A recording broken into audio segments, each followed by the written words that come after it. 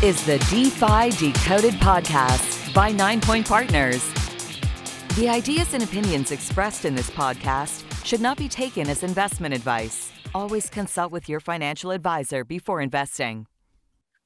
Hello, and welcome back to another episode of DeFi Decoded. I'm Alex Tapscott here with Andrew Young. Andrew, there's a lot to talk about this week. We're recording this episode on Tuesday, June 6th. In the last 2 days, we've seen Binance, the world's largest crypto asset exchange, and Coinbase, the largest US domiciled and largest publicly listed exchange, come under the scrutiny of the SEC, specifically getting sued for a variety of things. Now, the cases are very, very different from each other, and we're going to get into some of the details a bit later on. But in the case of Coinbase, I think it came as somewhat of a surprise to people, at least the extent of the inquiry, especially since Coinbase is a company that went public in 2021 after the SEC had reviewed and approved of all of its materials. So we're going to talk a little bit about that, about the sort of overarching themes of what the SEC is interested in, specifically this wide net they're casting, capturing most crypto assets and claiming them to be securities, what that means for these individual businesses, what it means for the growth of Web3 in the United States, and how it might potentially even change the dynamic of power in the world towards those jurisdictions which are taking a bit more of an open mind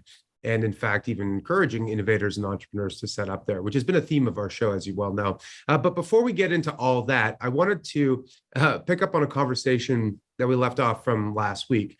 Last week, we talked a little bit about Bitcoin Ordinals, which we're going to learn a little bit more about on the show. But basically, all of a sudden, Bitcoin is fun again. And this thing that I think had kind of become calcified, or at least stuck into one single mold, has now been opened up once again. And people are talking about DeFi on Bitcoin, NFTs, and other sort of creative assets on Bitcoin and so forth. So it's kind of an exciting time.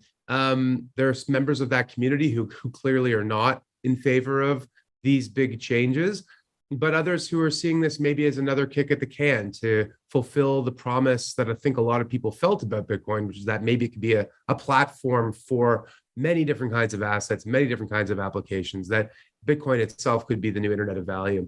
And we've got a great person to join us in this conversation. Pleased to welcome to the show FarmerJoe, aka Lucas, who has been in the crypto space since 2017 and has worked, invested, and advised on projects from various chains with an interest in real yield DeFi, securities tokens, as well as NFTs, primarily focused on the latest trends, themes, news, and alpha to share with the public. He's always aiming to be early to new opportunities and narratives. And he's been early to this Ordinals thing.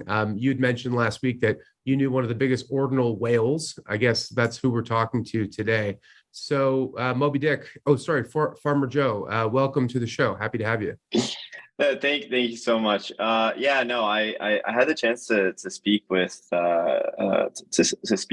Jake and the SX gang, and this was kind of like a couple months ago. But I appreciate the introduction. I've been basically deep diving heads down into this ordinal space since, I would say, late January. And so it's been a space where things have changed basically on a week to week basis.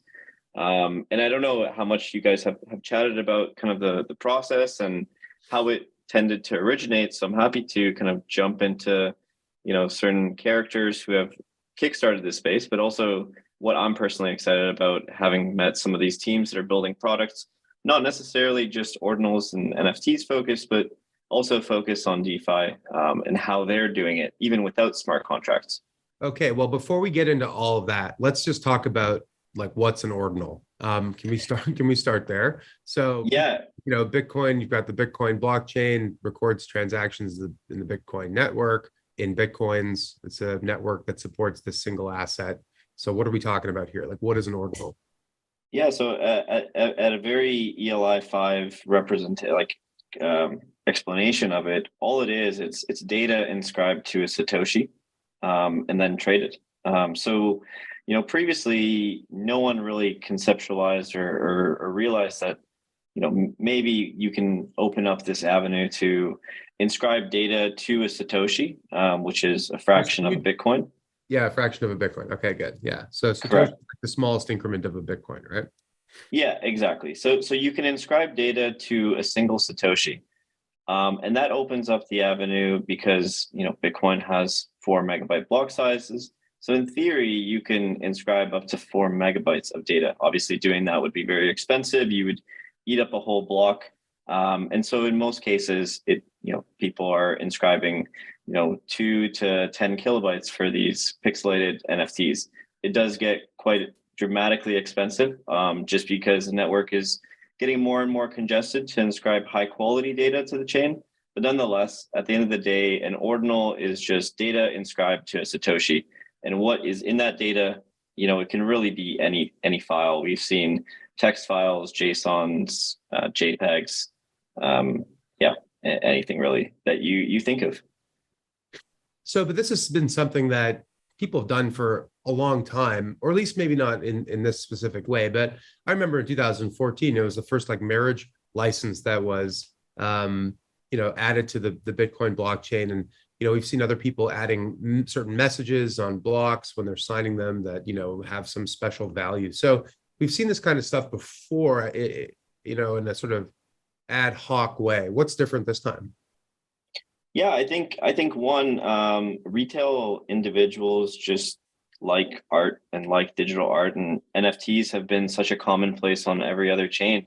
And so I think because we've started kind of backwards with, let's start with fun mindset first, and rather than, maybe real value perspective solutions as the initial test, this has kind of brought, I would say right now there's about 115,000 unique users playing around with ordinals, so wallets that have ordinal inscriptions to them. And so that has allowed individuals to come within the masses. It has basically congested the chain. It has brought new life and new user base to the chain itself, which has proven to be advantageous because now everyone's looking. And I think when you have users, developers tend to follow. I think that's the biggest difference. Although we previously had a very niche use cases of it, it never really drove a large amount of users. And kind of backwards to how other chains have started, where they started with DeFi, with liquidity pools and tokens, Bitcoin ecosystem has really started backwards and has started with NFTs first. And obviously I can get to the tokenized piece later, because that is something that we've seen individuals start to do as well. Interesting. So let's talk about what is an ordinal and how it's impacting Bitcoin. So you mentioned that the Bitcoin blockchain has a 4 megabyte block size, and that's something that was decided during the scaling wars, or so to speak, from a few years back. And it makes me wonder, if all of these ordinals are using up all this space on the chain, there are no layer twos, there's no roll ups that I'm aware of, at least on Bitcoin to make this faster. So to your point, are ordinals jamming up the Bitcoin network? We've seen the hash rate and transaction costs have been increasing with this new wave of use cases. How is it impacting the network itself? Yeah, I think one for in the first case, the blocks themselves are probably around 50% full. So from a capacity perspective, we can inscribe more data, but from a transactional perspective, individuals are paying an incredible amount of fees to get their blocks effectively before other individuals with lower fees. Yeah. And this is largely due just to because a lot of projects are minting out and people want to be first. They want to guarantee that they have that ordinal or token and so forth. But I would say in the grand scheme of things, there are layer 2 Bitcoin solutions like Stacks and Alex now and other scaling opportunities. But I don't think we've seen the sustained transaction fees, much like Ethereum had, for a 4 to 6 month basis of time, such that there was an overflow to layer 2s. And although we've had peaks, probably in early May, where there was this inscribing craze going on, whereas each Bitcoin transaction, at a minimum, to send a single dollar of Bitcoin, for example, was somewhere close to $7 to $10, which is incredibly high for that network. And it just became unusable. Individuals in other countries where they transact in Bitcoin and open up Lightning channels have basically, expressed that they were unable to do so because it was truly unaffordable to do so at that point in time. So it really blocked the network from, functional activity, I would call it. And it became this very speculative activity blockchain in terms of its overall transactions and trades. So I like one of the things that's been kind of interesting to watch with ordinals is how surprisingly it has fractured the sort of Bitcoin community. I think like myself and Alex, and I'm guessing you as well, we're not really purists in the sense that we're looking just for use cases for Web3, and just like anything that has utility is interesting to us. But within the sort of like Bitcoin community, there was actually quite a bit of pushback and criticism of ordinals, which I found pretty surprising, just given that like clearly ordinals adds value to the Bitcoin network. I'm just kind of curious, like what's your take on that? Like sort of like the Bitcoin maxis criticizing ordinals. I'm curious, like given your pretty active role within the ordinals community, and then I know you also are like the Bitcoin guys as well. I'm curious, like where do you fall on that spectrum, and what's your take on it? Yeah, so I mean, my personal philosophy is like fees are good for any network. If there's block space that someone is going to pay for, I think it's a free market. If we view Bitcoin and chains as true free markets, then we should be okay if someone wants to pay $7 to $10 or hundreds of dollars to inscribe data on the chain, no matter what it is, because who are we to judge if that information is valuable or not? In this case, right now, because of a speculative run-up, the data is it's much more valuable to inscribe. And I don't think that's a bad thing. I mean, there was a huge divide between the two communities, I would say. One, the communities that were just, let's unchain Bitcoin from what it is. And then two, the maxis, which are very much white paper heavy, as Bitcoin should only be used for financial transactions and payments. And that should be where it stops. And anything that, we deem as fun or, NFTs or tokens should truly live on another chain. But I personally think, like, at the end of the day, one, more fees for a network allow the network to succeed over a longer duration of time. Over time, the Bitcoin network cannot sustain itself with just paying out the miners and rewards. So you do need to supplement your miners with genuine fees. Any network eventually has to, operate and work on fees and fees alone. It's just how the world works and how the economic system on these chains works. And I think like the coolest thing that we've seen is Michael Saylor coming into the stage. And I believe he did this at I believe it may have been before BTC Miami, where he said, ordinals should be accepted. As long as there is more fees on the network, that is a net positive for the network. And that means more builders are going to come. And therefore, Bitcoin will finally, reach its full potential, or at least come closer to the next level of potential that it can and will get to. And so like my own personal philosophy is like more fees is good. Now, are NFTs here to stay? I can't say that. We've seen them come and go. We've seen really cool art projects occur on other chains, and I think they certainly have their place. But I do view this from more of like a speculative perspective, where there's a limited amount of users. This is a fresh ecosystem. Everything is new, shiny, and the attention economy is coming into play. And that's kind of how I'm thinking about it, at least for now. But this is truly going to open up other avenues to build product on Bitcoin, much like we've seen from individuals creating, BRC20 tokens now living on chain. And now kind of the next avenue is lending marketplaces to those tokens as well as ordinals is what I'm kind of seeing as the next trend. And there are builders that are going to be launching this in the next couple of weeks. Yeah, that's really exciting. I was actually going to ask you, like, what is that, like, I guess, is the momentum still going really strong in the sort of ordinals community? And like typically what you see with sort of like NFTs and meme tokens is you almost get like a capital rotation to whatever the hottest, newest thing is. And I'm just curious if that's Ordinals is sort of like the OG for this. So maybe it's got a little bit more staying power. Just kind of. So I think like the from January all the way to, I would say, April, there was a sustained level of activity on like the NFT marketplace side. Now, where things have started to get crazy was during like the meme token run of early May to late May. Someone obviously decided to launch tokens on Ethereum, but coincidentally at the same time, Domo, a developer that is building certain protocols and information on Bitcoin, decided to drop what he called the BRC20 token standard.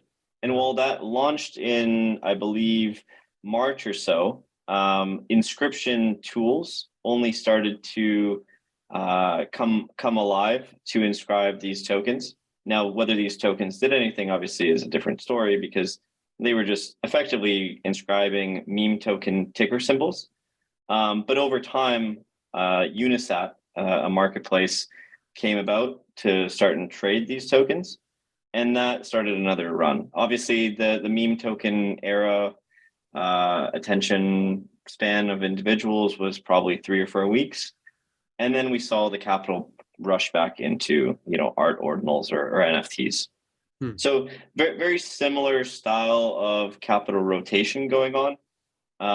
But yeah, I would say like the bulk of the attention still exists on ordinals and NFTs specifically on that side of things. I think there's been less of an interest towards these tokens on Bitcoin because functionally there's there's no utility or no planned utility towards them. So can it really be a long-term meme?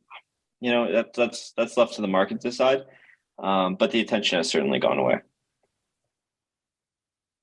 Interesting. So do you think, so we've talked a little bit about like, is this sustainable? Does it have legs?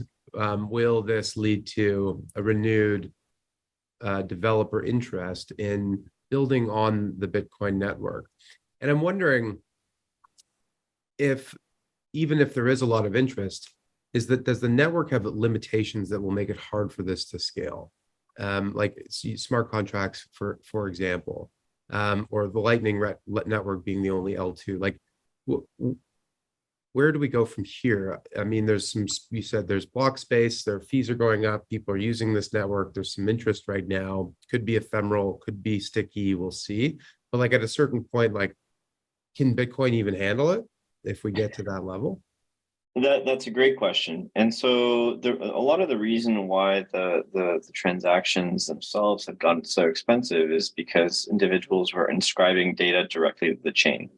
And so rather than going to a layer 2 scaling solution, what we've seen now is individuals are now focused on art projects and NFTs, which are actually, IPFS data storage or Arweave data storage. And so we're kind of going back to how things have been done on other chains.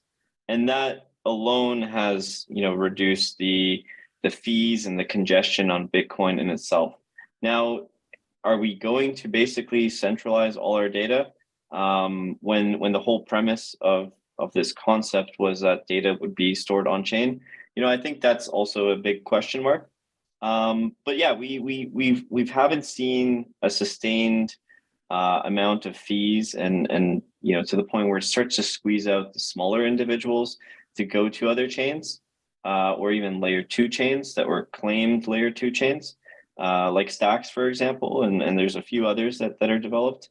So I don't know if that's the direction we're going to be heading, but in the event that Bitcoin is like you say, maybe unable to scale, and I think there's from that's kind of a black hole in itself, because a lot of the original builders that have came onto ordinals were actually BSV individuals, and from a philosophy perspective, they were much more aligned with unlimited block height or block size.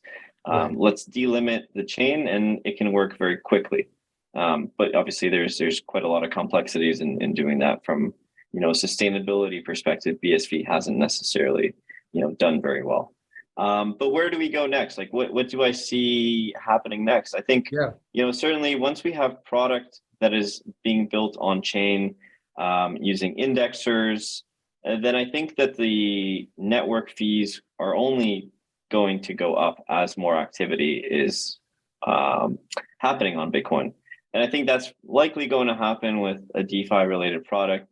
And there are certain individuals that are building, liquidity pools and indexers related to liquidity pools directly all on chain, effectively recreating ecosystems that live, sustainably on other chains, but on Bitcoin. And then from there on, maybe network fees become so high that we have to move towards a layer 2 scaling solution, or potentially, and this is obviously a huge if, maybe Blockstream and the Bitcoin core devs decide that, we should scale the block size. Maybe we go from 4 megabytes to 8 megabytes and thereafter to 16. But that's obviously another philosophical discussion. Are the maxis going to be supportive of playing around with that? And I think the answer is, at least from what I'm seeing right now, is, no one really wants to touch how Bitcoin exists today, because it certainly opens up the risk of, things breaking. I mean, from a risk perspective, more changes to the core protocol, and that trust that individuals have in it certainly can go down as a result of it. So I can see both sides. So I think, one, I'm excited that there's so many builders coming in and trying to build interesting products that recreate the ecosystem without smart contracts. And how they do it, it does require some centralization because they're using indexers to link data from on-chain sources. But you are requiring, or you are effectively trusting the indexer, which is the product itself, as a centralized entity, in the sense that their indexer works correctly. Right, like an oracle almost. Yeah, exactly. And there are individuals starting to think about decentralized indexers. And so each of these products and protocols on Bitcoin works with an underlying indexer. And now these marketplaces, they all have their own indexers. So Magic Eden, Xverse Wallet, the Ordinals Wallet, they all have built their own indexers to kind of copy one another. But there are variances along the way. Maybe one of them is faster than the other one. But I think if we were to build a decentralized ecosystem, there has to be this decentralized indexer capability to avoid that, just passing on the risk to a centralized party. Although you're using Bitcoin, it doesn't mean that, there isn't any sort of counterparty risk when you are using the products that are built on Bitcoin. Mm-hmm. Interesting. I have one final question because I also want to get your take on like what's going on in the world today. But what does this mean for the price of Bitcoin? Will the number go up if there's more ordinals and DeFi and other crazy stuff happening on it? It's interesting. Like everyone's just, the halvening and we're going to get more people using Bitcoin. And, it's the same old narrative. Now we've got this whole new set of variables impacting the network. Should we be loading up on Bitcoin because it's becoming a platform for application development and value creation beyond just Bitcoin? Or is this something that, it doesn't impact the price or is orthogonal to it? How do you think about that? Yeah, so the way that I think about this, when January came and some of these groups that I was talking to that pitched me this concept happened, their first thought is NFTs are coming to Bitcoin. This means an ecosystem is going to be built. Yeah. This is going to spark the bull run of Bitcoin. And at first, I thought that was a little bit of an insane concept, but Bitcoin was about 1900 at the time, or give or take. 19, and so we've already seen 19,000, sorry, 19,000, not 1900. So it was around 19,000 at the time. And, I certainly thought that we've been through a lot of negative sentiment from a macro perspective, from exchanges failing, from, the political environment, the regulatory environment, all working against. And now we have this potential extremely positive catalyst towards more interest in Bitcoin. And so I think we've seen quite a lot of newcomers from other chains come into Bitcoin. But I don't think we've actually seen a lot of net new individuals come into Bitcoin and on chain because of this. And so, where do I think? I mean, I can speculate on the price, but I think like a growing ecosystem, higher fees for an ecosystem, more products towards an ecosystem, it does translate to more interest in the underlying token. And in this case, when you transact on Bitcoin network, you need Bitcoin. And so I think that can certainly bode well on the actual price itself from a marketplace perspective. And so I don't think it's a net negative. Obviously, today's news with Binance and the SEC, or sorry, yesterday's news, I believe, was a net negative. I still don't think that this is enough negative news to break the momentum that we see, in on-chain developers, especially on Bitcoin. Yeah. Interesting. Well, we'll see. I don't know. Andrew, any more thoughts on the ordinal question? No, I was actually more just curious because I know, like before you got really big into the Bitcoin, DeFi, NFT space, you were also a pretty avid DeFi user of other chains, like traditional EVM chains and things like that. I'm just curious, like obviously you've been more focused on the Bitcoin side, but is there anything outside of the Bitcoin DeFi ecosystem that has sort of particularly grabbed your eye or that you're really excited about? Yeah, I mean, I don't think anything net new per se. Like I've been just kind of trying to see some of these teams that are building derivative-based products related to tokens. So one, obviously, with the doom and gloom surrounding these centralized exchanges, Binance, Coinbase, FTX, last year, there has been this strong push to individuals trading tokens on chain, and so obviously trading spot tokens has been very lucrative for Uniswap and other platforms and their liquidity providers. I think the one thing that no one has done very well and has competed, hand in hand with a centralized exchange are derivative exchanges or perpetuals, as FTX coined them. And so, I think it's truly, a black hole from a regulatory perspective because, one, although the token itself, much like gold, is a commodity. Gold futures are not necessarily commodities, from my understanding. That they are derivatives, they are securities. And so when you start building financial products on top of commodities, or in this case, tokens that are unclassified to this date, but in most cases not securities, does that really mean that the product that you're building is not a security?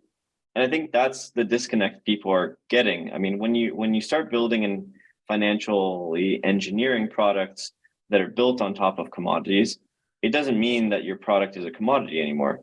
And so, I'm neither pro or against regulation. I think I maintain a very neutral view. But I think when you start building derivatives, which are, to me, in my eyes, very clearly securities, then the regulatory environment is going to be unfavorable to do that on chain in at least countries where these securities are, regulated very intensely. So I'm just kind of paying attention to certain teams and products that are building these marketplaces. Very much, Andrew, I like SX's platform. Obviously, SX takes a very prudent approach to banning and limiting any sort of transactions from countries and states, which sports betting is illegal. And I think anyone who is very serious about their long-term, the longevity of their product, whether that being sports betting or trading tokens from a spot perspective or perpetuals with leverage, anyone who is going to be around in the long run, they have to take this approach where they are maintaining an interest towards the regulatory environment that they're playing in. That's my take. I don't know if you feel differently, But that's kind of where my eye has been. Like there's this natural narrative of getting individuals back on chain. And then, leverage trading has been such a popular thing that has been, stimulated by the boom of Robinhood and the accessibility of, leveraged financial products to individuals. And I think it's the same individuals that are playing this leveraged token trading game. I really just do think it's retail investors trying to get the maximum amount of upside. And oftentimes that means taking on the maximum amount of risk. Yeah, makes sense. Alex, taking on the maximum amount of risk and changing the system, we got to talk about what's going on in the world today with Binance and Coinbase before we run out of time here. So I mentioned it at the top of the show, what's been going on. Funnily enough, like hours after the announcement came out that the SEC was suing Coinbase, their chief legal officer was testifying in front of Congress and said that their business is going to operate, as usual during this period of time. The stock has sold off quite a bit. It sold off like 9% yesterday with the Binance news, and then was set to open pre-market like at down 17%. And it's sort of, taking back some of those losses a little bit. I think it's down 12% today, but still, like, the market is pricing in that whatever this is, we know what it is, but whatever the lasting impact is going to be kind of material. I just want to say that they've been, after being silent for a few hours, trying to get their ducks in a row, they've come out with some pretty good like social media content, which I think is almost worth like mentioning here. So they put out this video today where they're going through a bunch of numbers. So the number of times we mentioned staking in our public S1 report, 57. The number of times they met with the SEC in 2012 asking for guidance, 30. Percentage of assets they reject because they don't pass their standards, 90%. The year the test was written that the SEC uses to determine if something's a security, 1946, so 80 years ago. Tech jobs at risk of being driven offshore, they claim 1 million tech jobs. Countries currently establishing comprehensive rules, 33. And then they say the comprehensive rules that the SEC has established for crypto, 0. So basically they're saying, look, we tried, you knew about how our business operates, you approved our regulatory filings and the run up to going public, and now you're trying to use old rules retroactively after basically approving our business to try and go after us. So that's their position in the matter. The SEC chair, Gary Gensler, was on TV today, basically like saying that the asset class itself sort of served no function. He said, we already have digital money. It's called the euro and the dollar. We don't need any more.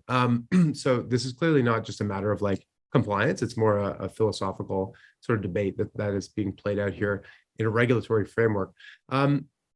We've talked about this at length on the show about how, Web3 is emerging at a time when technology tools are more distributed than ever, where different governments are vying for investment and trying to attract scarce human capital, where there are a lot of countries that are working hard to develop frameworks for this asset class, and where the US is potentially at risk of losing its lead in financial innovation and in technology as well, or at least in this realm, very important realm of technology.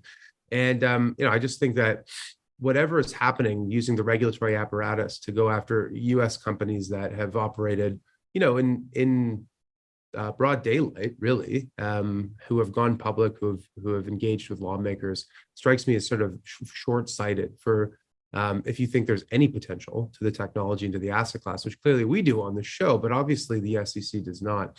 Anyway, so that's sort of my spiel on the matter. I don't know, Lucas, if you've thought about this at all, like, what's your take on the news this week and just the general vibes that you're seeing out there? Yeah, I think it truly is. I mean, one, regulatory bodies, they do tend to flip backwards quite often from what I've seen. And just because they've said something in the past doesn't necessarily mean that's the direction that they are going. I find it personally interesting that Gary Gensler had a course at MIT in 2018 talking about blockchain and money. I think it's it's a 12-part series that individuals have kind of, dove into. And there's certain contradictions with where his view is today and where his view was in 2018. Obviously, I think that's just how things have changed, though. I mean, I don't necessarily blame regulatory bodies for going back on things that they said, because viewpoints in an environment, especially as new as crypto at the time, one, they were trying to play a role where maybe they were supportive of it, and they didn't necessarily know how far this industry can go. And maybe we've reached a point where now they're truly concerned about, the future of money, such that they are trying to regulate it and prevent its natural growth. And, I think if you are this crypto maximalist, you see blockchain as, this very much this future of money. You have Bitcoin as potentially a different financial system. Whether we, migrate to that financial system is another topic of debate, hyper Bitcoinization and so forth. But I think that the US and these environments are finally seeing blockchain as a potential threat to the US dollar. But they're also seeing this as an opportunity to step in before things get, out of control in a way. And so, obviously they've supported Coinbase and FTX in the past. They're finally kind of flipping the script and going backwards to stop the expansion, or maybe stop being as supportive as they were, because they're finally seeing, the potential risk to maybe the US dollar and other currencies as a result of it. And maybe they're finally kind of eyes open to see how these cryptocurrencies are being used. And it's very money-like, very investment-like, and the individuals themselves holding these cryptocurrencies tend to be profit-driven. And so does that mean that, we've been trading, unregulated securities for the last 4 years? I don't know. But they certainly never said anything about it over the last 4 years. So is it fair now that they're stepping in once we've kind of seen this critical mass start to form around it? I think, one, it would truly be a shame to see this industry die down because of these regulatory decisions. Because I truly think Web3 is a viable, technological solution if we're truly focused on, the internet and the internet of money. Then we certainly need to gravitate towards something that can scale to that vision or scale to that level of efficiency. And so going backwards now, it's really disappointing to see, some of their viewpoints change so dramatically, and be so contrary to where they were maybe last year or even 3 years before. Yeah, I think that's a very interesting take. I think maybe they were almost caught flat-footed to how quickly things grew, and had been sort of slow playing it for a period, and this is their form of catch up. We're running out of time. I would just suggest, anybody who's listening, if you want to hear a really thoughtful perspective from a regulator on how to proceed with the new technology, I would check out Hester Pierce, who's one of the members of the SEC, one of the commissioners of the SEC, not the chairperson. And she gave a speech at Duke University in January where she basically kind of goes through this regulation by enforcement method of using these kinds of enforcement actions as a way to try and create broad rules for a whole new industry, and why that's problematic and kind of short-sighted. And I think that it's a really balanced, sort of thoughtful approach. Obviously, these are not easy issues to untangle here, but I think if the US and other countries want to maintain their lead in this area, then they've got to come up with a durable, lasting framework that kind of works for everyone. And I think the current method leaves a lot to be desired. That's it for this week's episode. I'd like to thank our guest, Lucas. Thanks for joining us on the show. Andrew, great discussion as always. I'm sure there'll be lots more to talk about between now and next week. Never a dull moment in this biz. Until then, that's it for DeFi Decoded. See you next week. The The information contained herein does not constitute an offer or solicitation by anyone in the United States or in any other jurisdiction in which such an offer or solicitation is not authorized, or to any person to whom it is unlawful to make such an offer or solicitation. Prospective investors who are not residents in Canada should contact their financial advisor to determine whether securities of the funds may be lawfully sold in their jurisdiction.